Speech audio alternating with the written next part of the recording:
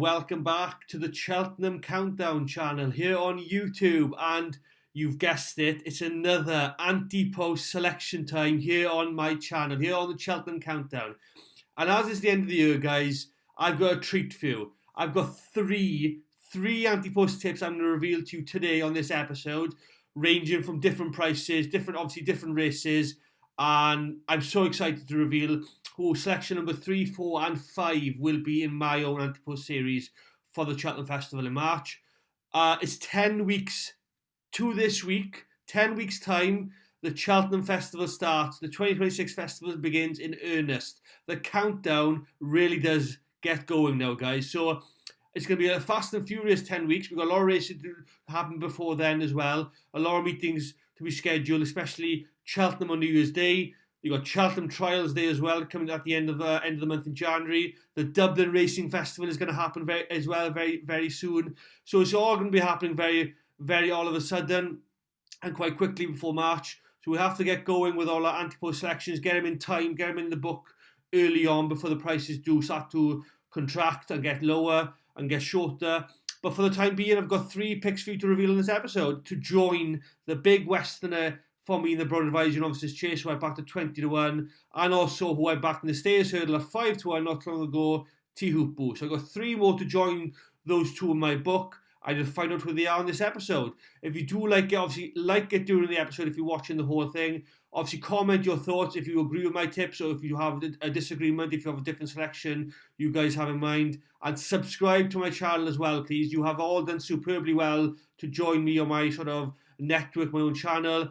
I do want you to carry on, spread the word, tell people who I am, give them all information about the Cheltenham Countdown, because it's all a bit of fun. It's my hobby, it's a bit of interest for me, and I love what I do. So yeah, we'll kick off the show with selection number 3, then 4, and then 5, of course, and the prices all differ. So let's begin with the show then, guys, with selection number 3 in my Ante-post series. So before I get stuck into my 3 picks, my 3 newest sort of selections in my Ante-post book, I'm just going to recap on what I've already got in the book before now and what prices they are and how they've changed throughout the season and what they are currently as well in the Ante-post markets for their respective races. Selection number 1 was the big Westerner who I backed early on in November, I think it was, in the Brown Advisory Novices Chase, the mare for Henry de Bromhead. I backed her at 20-1 at the time. She's currently best priced in 14-1. You can get 12-1 in places as well. It was some firms for that particular horse for the race. Obviously got a hot favourite in that race at the moment. Final Demand for William Mullins will be tough to beat on the day if the connections decide to pitch the big Westerner against Final Demand and co in the Brown Advisory Novices Chase. She's also been considered for the Mares Chase at the festival as well. So there's 2 races there where she may end up going to. She'll definitely go to Cheltenham, pending any, touch wood, no injuries or any setbacks. She will end up probably going to either the Brown Advisory or the Mares Chase. That's the only 2 races she could easily go to. I'm still hopeful. I'm still confident she can run the Brown Advisory. She'll get the Mares lower. She's had 2 races already this season. Finished behind Jimmy Desoy in her opening start before winning at Limerick over Christmas, of course. She won at Limerick in the Dawn Run Mares Novice Chase, beating Jada Grugy on the day. So she's had a second place and a win to her name. Hopefully she can bounce on from there and have another win before the festival starts. And the second selection in my book was, of course, you can call him my team captain now, guys, if you want. You can really say he's a strong pick. I backed Ante-post in the Stayers Hurdle at 5-1. Now, generally a 7-4 price in the Ante-post market for the Stayers Hurdle. Flawless performance of late at Christmas in Leopardstown in the Christmas Hurdle there over 3 miles. Doesn't usually run a Leopardstown at Christmas, but he did this year, and he was absolutely pinpoint accurate, perfection over his hurdles, and hammered a good field on the day. He is the outstanding horse in the division right now, the deserved Ante-post favourite, and a good short price for it as well. So a bit of a bonus that I had him at 5-1 early on in the season. And the fact he's shortened up now, because it seems to be that he's the horse they all have to beat in the race. So that's a good thing as well. So 2 horses there. The big Westerner from 20-1 down to a general 14-1 price, and Ante-post from 5 into 7-4. So selection number 3 for my Ante-post series for the Cheltenham Festival this year. It comes in the Hunter's Chase. Yes, the Fox Hunter's Chase. And you may now guess who it is. You may already have an idea who I'm going to put up. He ran a Boxing Day at Down Royal and won. I'm putting up It's on the Line at 8-1 for JP McManus in the Fox Hunters Chase this year. So It's on the Line will be selection number 3 in my Ante-post series at 8-1. A brief case on how he's been performing of late and how his credentials could be for the Hunters Chase this season. So he's finished second in the Hunters Chase in this race for the last 3 seasons. The last 3 seasons he's finished second. I think this time around will be his year. Hopefully, will be his year. He's lost in total 3 times in the race, as I mentioned, by distances, and each distance will be named as follows. So the first time he lost was by 1 3/4 lengths, very short distance. Even shorter the next time round, 3 1/4 lengths, and even shorter the next time round, and a neck. So he's lost by very considerable short distances each time. Each time he's gone to Cheltenham the last 3 seasons. He's gonna get better. He's only a 9-year-old. I think he's an 8 or 9-year-old. He's getting better with age. He's been so close on occasions to getting the win. But this time around, like I said, he's a better horse than he's ever been. He's far, far improved. He'll certainly go off favourite for the race and very possibly half the price of what he is now. That's my opinion. He's the best horse in the market, in my opinion, right now. And 8-1 is a bit of a big price in him right now, guys. If he doesn't even have a race before the festival, you'd see that price considerably drop, even if he doesn't run before now in March. So like I say, he won at Down Royal on Boxing Day as well in the 3 Mile Hunters Chase there, beating a few horses who he could go up against again at Cheltenham. He could have one run, as I mentioned, before the festival, which would more than likely be at Naas in February, where he has run the last 2 years before heading to Cheltenham that same year. The trainer Emmett Mullins, we all know how much of a shrewd operator and trainer he is. He'll have him ready for the Friday of the festival on Gold Cup Day. It's about time he wins this race. He's had his opportunities, his last 3, like I said, he's had his opportunities. They've been very, very close, marginally close to winning. He deserves his win. He deserves his day in the sun at Presbury Park. He clearly stays the 3 1/4 miles. And he's a standout horse in the market at the moment. That's my honest view on It's on the Line. The JP McManus gelding. I do think he'll win it this season.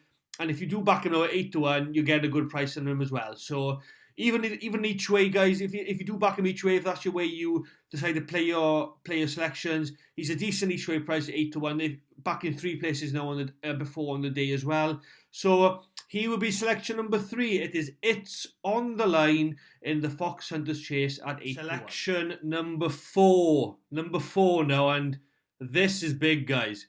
It comes in the Pertemps final. I've backed the horse in a handicap already this season now, yeah? In the Pertemps final at 50-1. 50-1. 5-0, yes, 50-1 in the Pertemps final.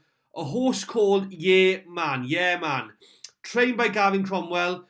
And let me give you the case now of why I'm putting up this horse. It's a bit of a long case, so stay with me if you want to listen to my reasoning.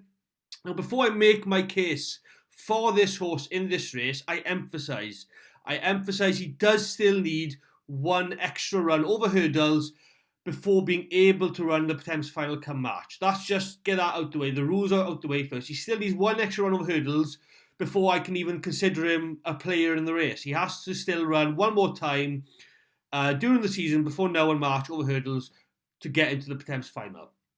Now, he did have his 4th start over hurdles on Sunday in the Leopardstown Pertemps hurdle qualifier over their Christmas meeting. He finished 2nd with a very good run.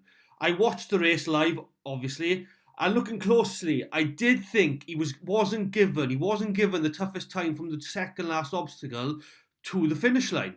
Well, what I mean by that is the jockey didn't overwork on the horse at all, suggesting to me that they were keeping a fair bit back. They were keeping a fair bit back and in reserve for next time. He has gone up in the rating £6 in the last day or so on his Irish mark, up to 124. But like I said, he still needs an extra run before the Pertemps final, and any hurdle race he is allowed to run in will do. So just get that clear. Like I said earlier, any hurdle race that he is eligible to run in will be allowed to add to the extra hurdle outing that he's had and make him qualify rightly so for the Thames final. He may not even need to win his next hurdle start, because if he does, he'll be slammed in the handicap ratings and have a hike in the weights once again. So that, again, make sure that's clear. Last year, in the Thames final race at Cheltenham, the lowest rated horse in the race had a mark of 124. So that's obviously what Yeoman is currently rated at on his Irish mark. Like I said, this horse Yeoman, currently on that rating as well, 124, will probably get a pound or two extra based on a revised British handicap mark. If you're still following me now, British and Irish handicap ratings do differ and alter when a festival does happen every year. But nonetheless, he could really sneak in. He could really sneak in right at the bottom of the weights for the race. That's the most crucial bit. Man could really sneak in at the bottom of the handicap weights for the race if he gets in. Now, I'm going to also give you a bit of a trend aspect. I don't usually do this, but a bit of a trend aspect to look at for the Thames race as well, including the stats and figures that go with it. I have looked at the trends market. I do so in the Thames final race a lot every year. I don't do it for other races, but this race, maybe in the one or two other handicaps, I do tend to look at trends as well. So let me just give you a couple of trends and a few of them that you may see that's a bit surprising, a bit interesting, and you may want to follow with. So first of all, unsurprisingly, 7 of the last 10 winners of the Thames final were Irish trained. And as we know, Man is trained by Gavin Cromwell from Ireland, which ticks the box. Absolutely fine with that. Significantly and very interestingly next, 6 of the last 10 winners ran in the Leopardstown qualifier at Christmas. Man finished second in this qualifier, which was run on Sunday. That's a very, very interesting stat. I did look that up. It's a very, very interesting trend, and that's going straight in the book. So I was very happy with that. That's another tick.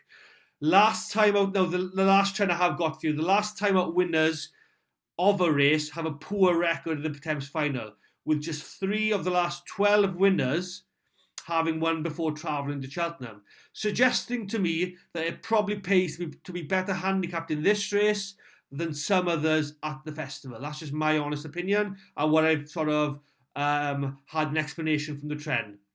And despite Man needing one more run, he is not obliged to win it in order to qualify for the race.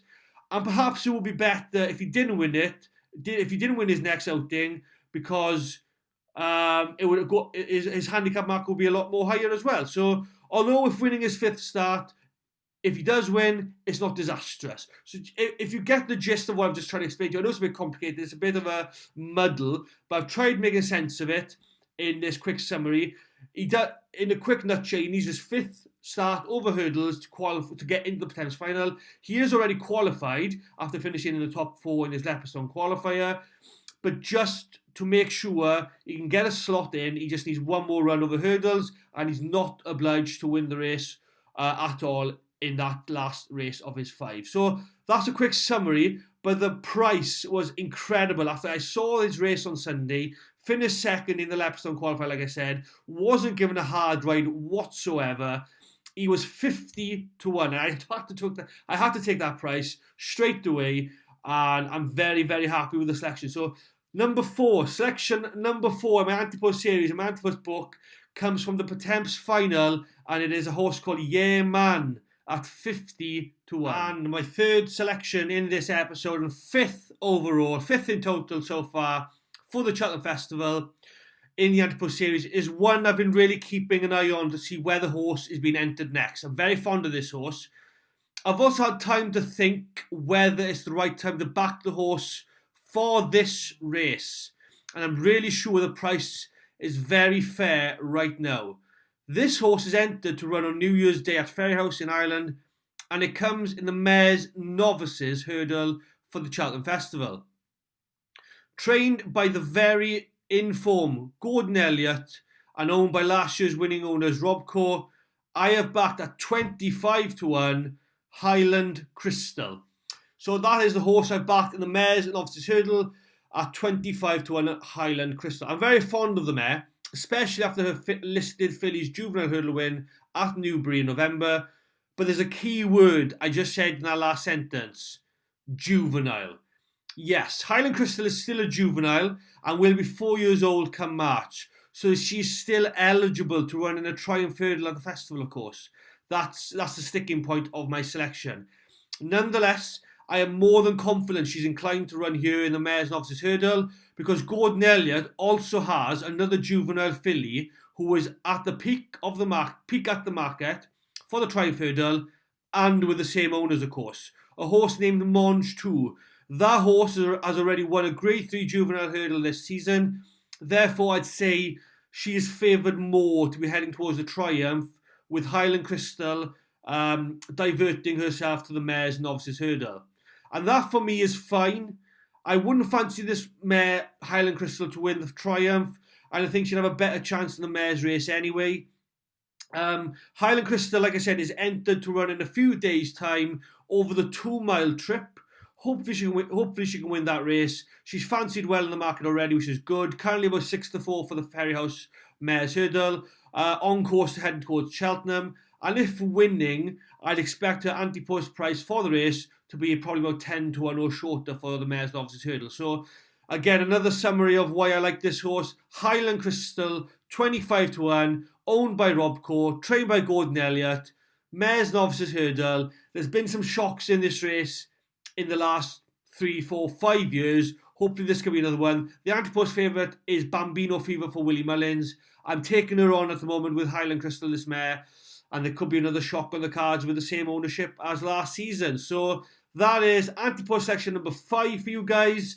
Highland Crystal, 25-1, Mares Novices Hurdle. There we are. The 5 selections so far in the book.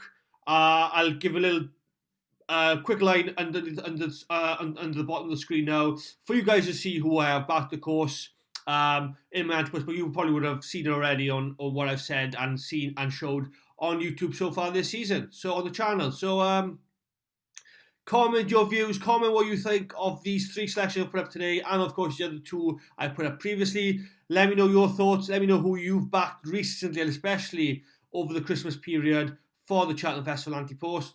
And 10 weeks to go, guys. 10 weeks is going to fly by. 10 weeks this week until the Cheltenham Roar hits us on the Tuesday of the festival in the Supreme Novices Hurdle.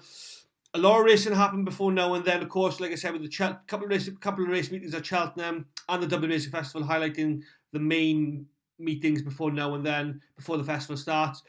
And that is it for this episode today. I won't be back now on New Year's Day because I'll be watching the Cheltenham race meeting for the meeting on New Year's Day at Cheltenham. So sadly there won't be a preview for that meeting this week, as I've made this sort of episode a bit more broader, a bit more wider, instead of the Cheltenham preview New Year's Day meeting. So like I said, it's the Ante-post series is in full swing now, it's in full gear, and they're my 5. So there's no Cheltenham preview this week. Obviously, I've switched that to the Ante-post series. I'll be back in a week's time or a couple of weeks' time for some more weekend previews, and I'll definitely be back for the Trials Day meeting preview for Cheltenham as well. So a lot of things to look forward to. If you have enjoyed this video, like and subscribe, comment your thoughts, share as well. And guys, I will see you very soon. Have a happy new year, and yeah, thanks for watching.